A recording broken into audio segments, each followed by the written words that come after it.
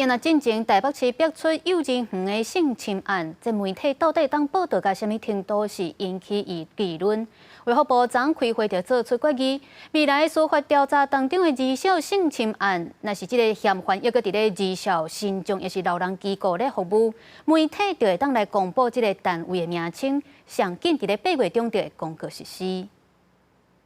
台北市信义区一间幼儿园爆出疑似老师性侵的案件，媒体因为儿少权法的规定，无报道相关案件，引起外界议论。卫福部初一开会讨论媒体报道儿少甲性暴力事件指引草案，达成初步决议。未来成年行为人若无排除触法嫌疑进前，那依原服务伫儿少心中老人等机构，媒体应报道紧急单位的名字。 如果他还服务在这些特定对象，特别是比较脆弱性高的、自我保护能力低的，我们担心会有更多的潜在被害人遭受到伤害。卫福部表示，只因规范媒体免报道儿少性侵的内容。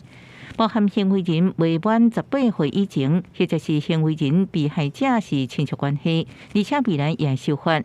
用财法分级。那因为报道有名人争夺监护权等较轻微的事件违法，要求落地对赛。啊，不过看些较严重案件都爱裁罚，高举定警纪，避免二次伤害儿少。 重大事件或者是有多名受害者的时候，其实就需要让